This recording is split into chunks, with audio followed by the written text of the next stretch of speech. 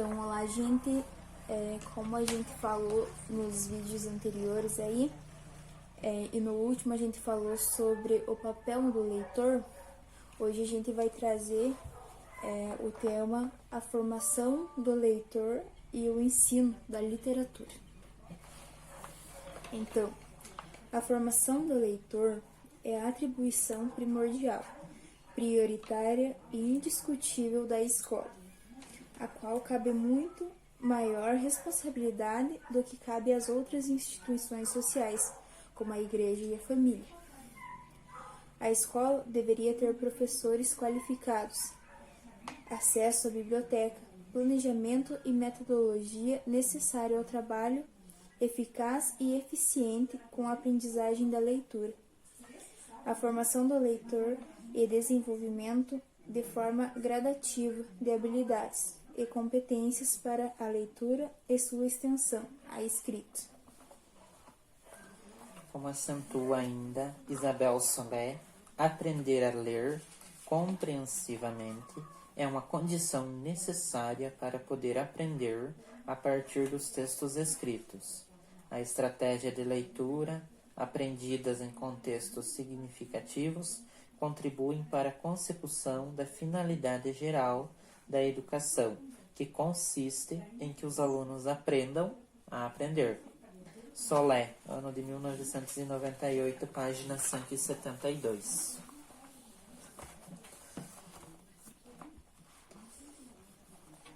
Cabe não esquecer que todo o trabalho de formação de leitores para a literatura não pode, em momento algum, menosprezar ou deixar em segundo plano o papel do professor, enquanto mediador e enquanto exemplo de leitor, pois aprender a ler requer que se ensine a ler. O modelo de leitor oferecido pelo professor e as atividades propostas para o ensino e a aprendizagem da leitura não são um luxo, mas uma necessidade. Então, não basta apenas saber você ensinar a ler, né? Ele requer que ensine o que aquele texto realmente quer passar, né? Não só juntar sílabas ali, né?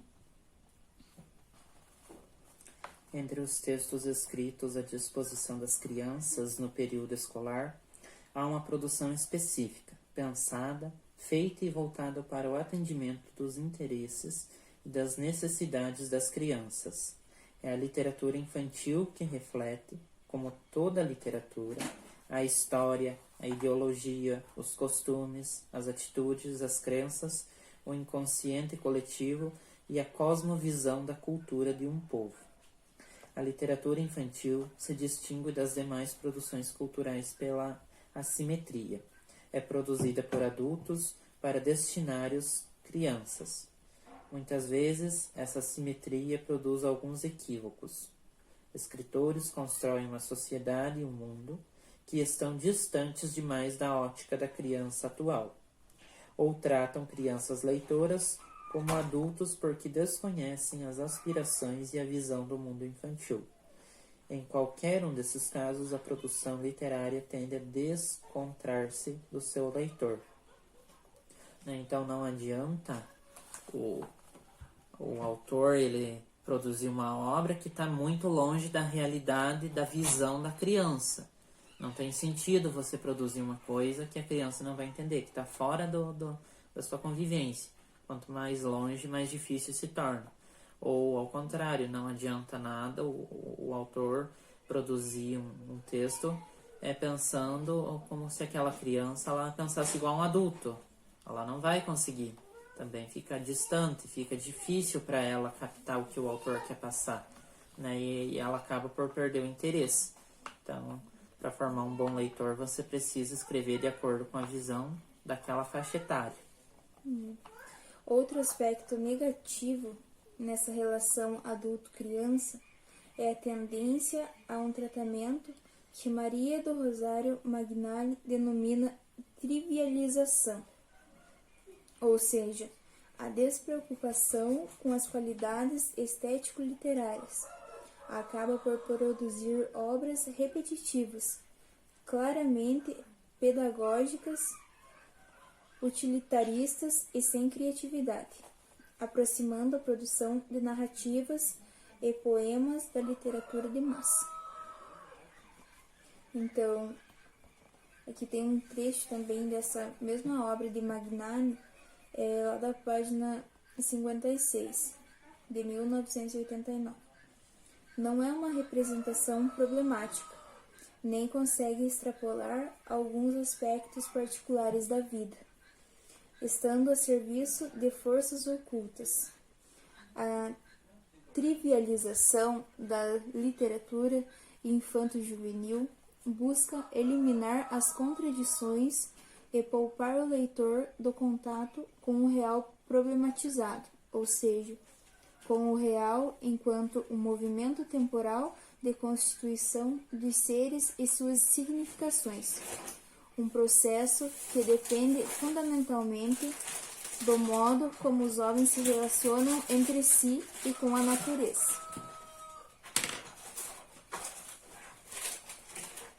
Considerando a idade e a baixa resistência da mente infantil às ofertas da leitura de má qualidade, a escola, ao incentivar essa produção trivial, corre o risco de amoldar as atitudes, o pensamento, a interpretação do mundo, a opinião e os valores da criança a esses textos, porque à medida que o sujeito lê uma obra literária, vai construindo imagens que se interligam e se completam, e também se modificam, apoiado nas pistas verbais fornecidas pelo escritor e nos conteúdos de sua consciência, não só intelectuais, mas também emocionais e volitivos, que sua experiência vital determinou.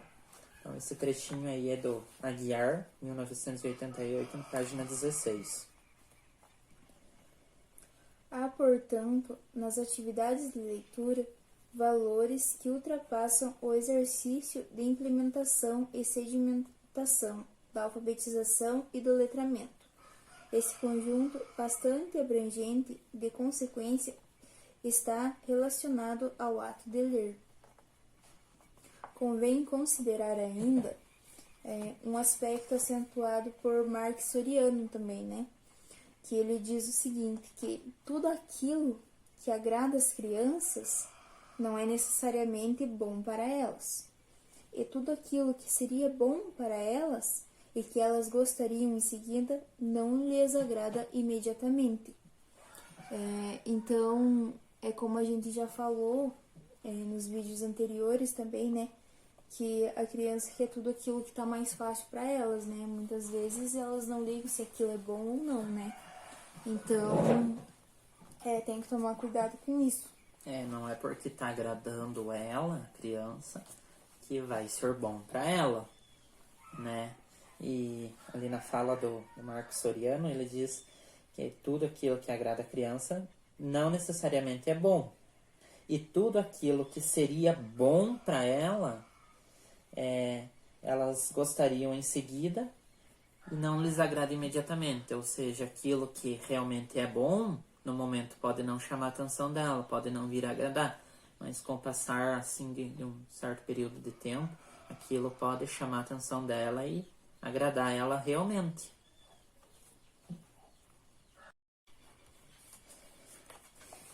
Essa contradição parece assustar um pouco os professores, que passam a eleger, erroneamente, o gosto da criança como parâmetro para a seleção de textos e o trabalho com a leitura literária. Essa forma de ligação com o texto lido tem a ver com uma outra maneira de entender a aproximação e a fixação da criança por alguns textos e da identificação.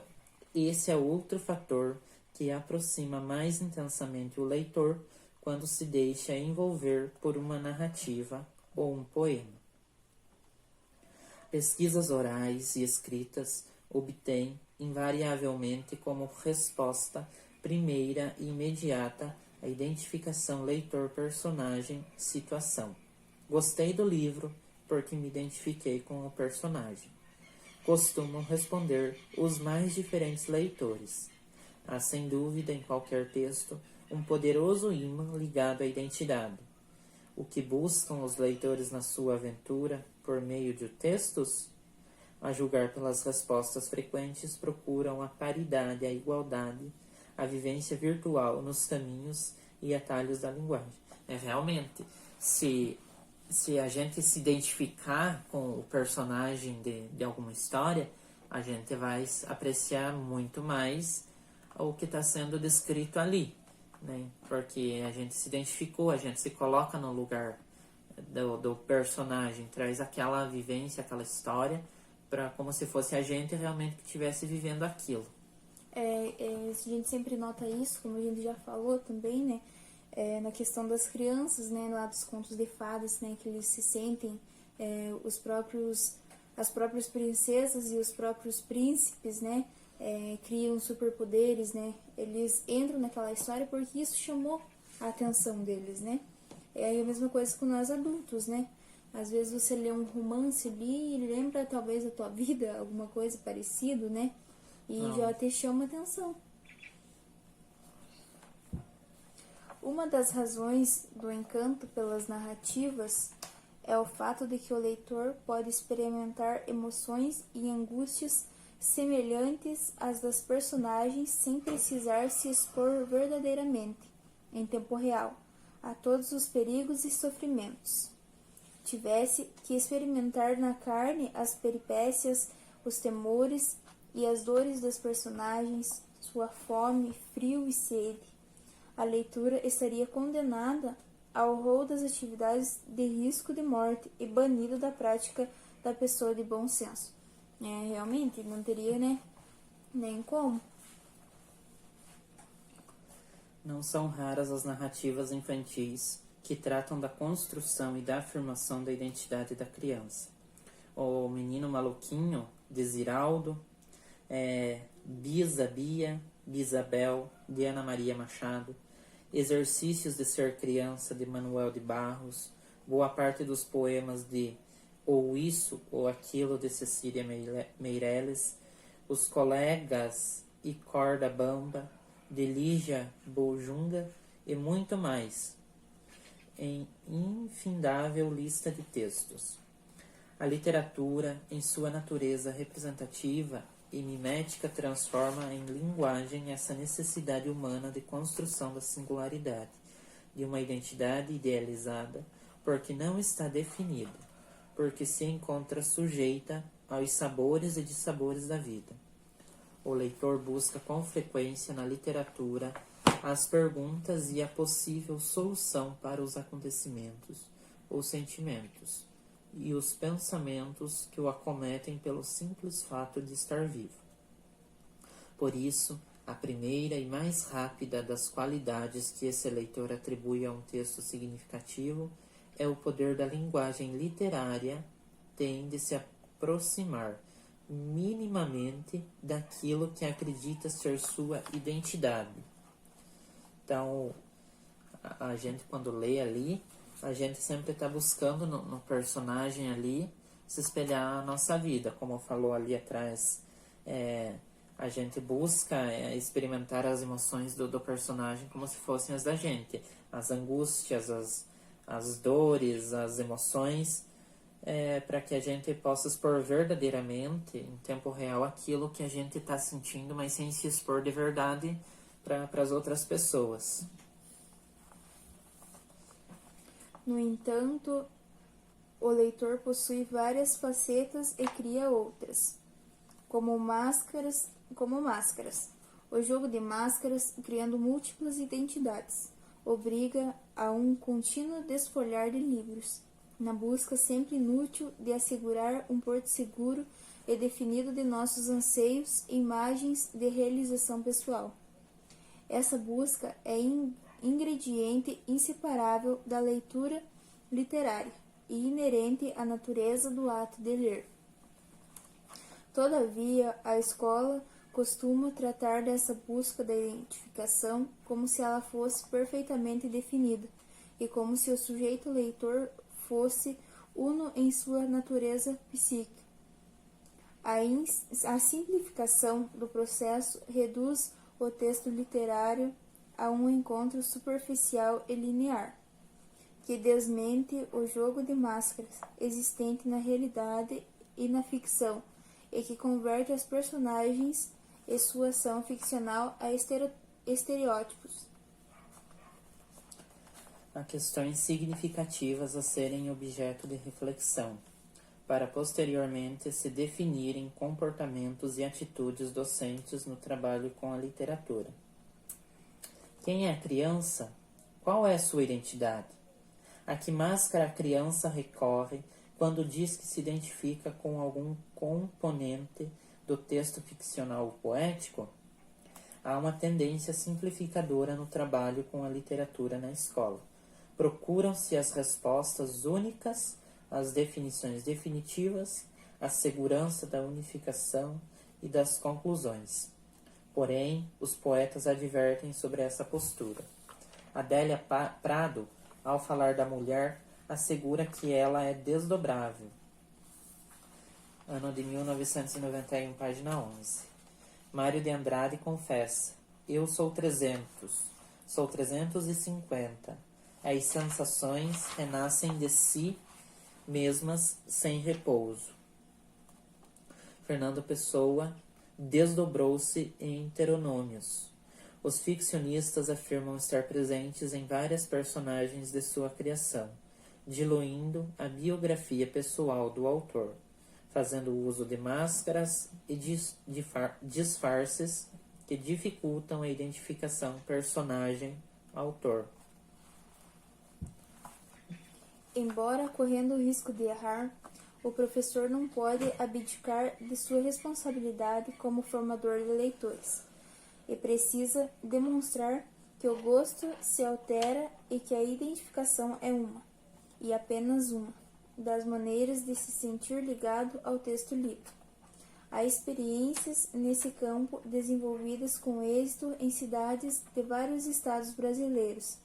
Experiências essas relatadas em congressos, encontros, seminários, jornais e revistas que tratam de educação, sites de internet. Há nas universidades brasileiras estudos e pesquisas procurando estabelecer, por exemplo, relações entre, de um lado, histórias de leituras orais e não verbais das crianças, condições sociofamiliares, sexo, idade e estágio das atividades, e de outro, livros que podem ser adotados e lidos por crianças em diferentes estágios de aprendizagem.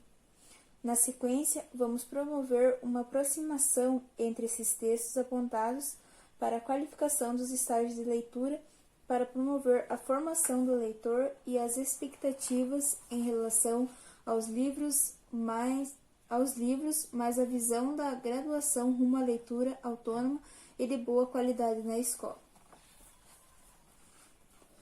Lembramos, finalmente, que a maioria das crianças tornam-se ouvintes e leitoras de histórias antes de iniciarem o processo de escolarização, o que lhes fornece modelos alternativos de comportamento social diante do texto literário. Porém, a leitura de texto didático é prioridade da escola. Por essa razão, entendemos que a sala de aula é o espaço privilegiado para se ensinar e aprender a lidar com as posturas comunicativas que elas exigem. Acreditamos que a formação de leitor nos ciclos iniciais depende, em grande parte, da internalização de formas culturais de comportamentos que ele adquire através da interação em sala de aula, sendo esta, portanto, de fundamental importância para seu relacionamento com textos escritos ao longo da sua escolaridade.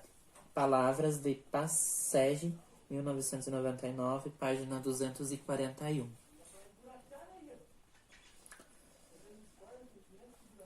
Então, esses são os desafios maiores na formação do leitor na escola.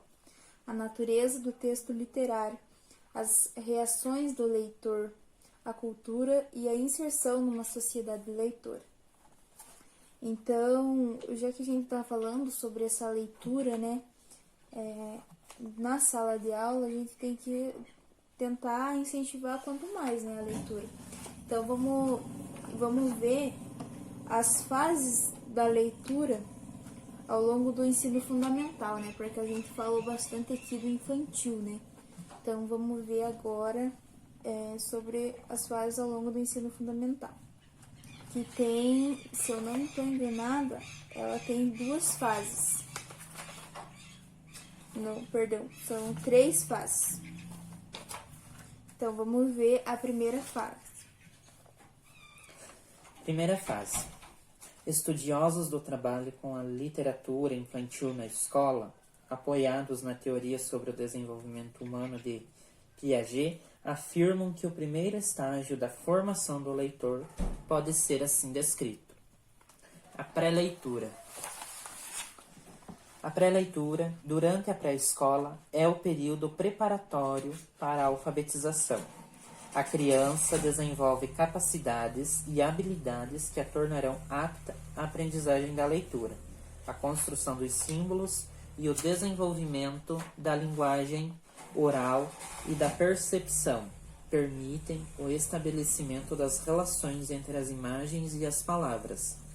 Os interesses voltam-se, nesta fase, para histórias curtas e rimas, em livros com muitas gravuras e pouco texto escrito, que permitem a descoberta do sentido muito mais através da linguagem visual do que da verbal. Paralelamente, estão presentes as histórias mais longas, que falam das situações do cotidiano infantil e são lidas ou contadas por adultos. Então, a segunda fase a fase seguinte da formação de leitores, inclui a alfabetização e amplia o repertório de textos à disposição dos alunos. Vejamos como pode ser descrito esse momento de relação entre as crianças, livros, leitura e literatura. Então, é a parte da leitura compreensiva essa. É o período correspondente ao momento da alfabetização, que está nas primeira e segunda séries, ou anos agora, né? Em que a criança começa a decifrar o código escrito e faz uma leitura silábica e de palavras. A motivação para ler é muito grande e a escolha recai sobre livros semelhantes aos da etapa anterior, agora decodificados pelo novo leitor. É importante, contudo, que os textos sejam escolhidos não apenas por sua facilidade de decodificação, mas também pelo estímulo à fantasia, à criatividade e ao raciocínio do leitor iniciante. Então, só dando uma voltadinha aqui na fase da pré-leitura, ele está lá normalmente na educação infantil quando começa essa fase, né, que ele precisa ter um cuidado maior. Os livros para essa fase de pré-leitura, eles vão ser muito mais ricos em desenhos, em imagens, gravuras e com pouca escrita, né? Porque eles ainda não conhecem o significado daqueles símbolos. Então, eles precisam receber toda essa bagagem aí, toda essa formação, para que quando eles forem para o ensino fundamental, primeiro e segundo ano, eles têm conhecimento já desses símbolos, para eles começarem a fazer a leitura compreensiva, ou seja, eles vão compreender o significado daqueles símbolos e vão conseguir formar as sílabas e assim as palavras e as frases. Então, eles vão conseguir decodificar o que está escrito naquelas palavrinhas. E os livros também ainda continuam tendo uma característica bem própria deles, né? O formato de letra é ainda caixa alta, não é a letra cursiva que a gente diz, né? É a caixa alta porque eles ainda não têm o domínio da letra cursiva. Então, tem que prestar atenção nisso daí também quando a gente, enquanto professor, for oferecer livros para manuseio dos alunos. E eles amam essa fase, na verdade, porque daí eles verem os livros que eles viram lá na primeira fase, quando eles estavam no infantil, que eles só olhavam aquelas figuras, né? Daí, quando eles avançam um pouco, eles já conseguem associar aquelas figuras com o texto que está naquele livro, né? Fica mais interessante para eles. Lá no infantil eles fazem uma leitura visual, né? Apenas das imagens. E nessa fase aí da leitura compreensiva, eles fazem tanto a leitura da figura, da gravura que está disposta ali no livro, e conseguem fazer também já a leitura do que está escrito. Então, eles fazem a junção dessa leitura, tanto visual quanto da leitura escrita. Então, a terceira fase. A formação do leitor entra, a partir dessa fase, num período de consolidação da alfabetização e do letramento, tanto pela maior independência da leitura, quanto pela diversificação maior de interesse e, portanto, da procura de maior número de livros. Segundo Vera Aguiar, trata-se da leitura interpretativa, que vai do 3º à 5ª série. O aluno ele evolui da simples compreensão imediata à interpretação das ideias do texto, adquirindo fluência no ato de ler. A aquisição de conceitos de espaço, tempo e causa, bem como o desenvolvimento das capacidades de classificar, ordenar e enumerar dados permitem que o estudante se aprofunde mais nos textos e volte-se para a leitura mais exigentes. Como já vimos, esse é um período em que ainda se mantém a mentalidade mágica, quando o leitor vai buscar nos contos de fada, nas fábulas, nos mitos e nas lendas, aqueles ingredientes simbólicos necessários para a elaboração de suas vivências. Através da fantasia, ele vai compreender melhor a realidade que o cerca e o seu singular no mundo. Aos poucos, os elementos mágicos vão dando lugar a dados do cotidiano, e vamos encontrar histórias em que a fantasia e a realidade convivem. Aguiar, 2001. Então, também o Richard Bamberger se refere a essa terceira fase, denominando a idade da história ambiental e da leitura factual. Ele a localiza na idade dos 9 a 12 anos, estendendo um pouco mais o seu final, já que, no entender de Vera Aguiar, deveria terminar no 5º ano, isto é, em escolarização normal, aos 11. Essa pequena diferença não compromete a compreensão de que a terceira fase exige um leitor mais independente e com espírito crítico ineficiente. Então, aqui nessa terceira fase, já é o momento que eles já estão bem avançadinhos já, né? Eles já podem pegar um livro ali, folhear e vão conseguir ler ele quase inteiro. Nessa fase aí, a fluência deles já melhorou bastante, eles já têm o domínio da leitura, conseguem ler com fluência. Né? Claro que umas palavras ou outras eles vão dar uma gaguejada, mas a fluência já está bem avançada aí. Né? Eles também já têm a noção de espaço, já conseguem enumerar corretamente, né? Questão de tempo, o desenvolvimento para classificar, e com isso ele consegue já ir a textos um pouquinho mais complexos nessa fase, né? E ali também daí o Richard Bamberger ele descreve essa fase como intermediária, em que persistem vestígios do pensamento mágico, mas a criança começa a orientar-se para o real. Via de regra, o leitor escolhe nesse período histórias que lhe apresentam o mundo como ele é, através da percepção mágica de determinado personagem. A leitura vai facilitar-lhe a apropriação da realidade, sem romper com o estágio da fantasia, que ainda não abandonou de todo. Eles já querem uns livros mais... como que eu posso dizer? Eles querem uns livros mais... não fugindo da realidade, mas já puxando um pouco para a realidade deles, né? As crianças, eles sempre buscam se imaginar, né? Como a gente falou naquilo ali. E quando eles estão nessa fase, eles já querem também algo que esteja presente, talvez, no seu dia, umas histórias mais parecidas, né? Com o cotidiano. Parecido com o que eles estão vivendo, né? porque nessa fase aí, se for observar bem, a fantasia, a imaginação, para eles já perdeu um pouquinho do sentido. Claro, não totalmente, mas já perdeu um pouco. Então, eles imaginam de acordo com a realidade deles e acabam procurando textos voltados realmente para isso, um pouco mais para a realidade que eles estão. Então, aqui ó, tanto Vera Guiar quanto o Richard, eles referem-se às outras duas fases da formação do leitor, de que não tratemos, porque daí ultrapassam a nossa literatura infantil, e a fase de formação do leitor criança previstos para esse estudo. Ele fala assim, que Vera Guiar as denomina iniciação à leitura crítica, então, que é do 6º ano ao 7º ano, e leitura crítica, que seria do 8º ano e 2º grau.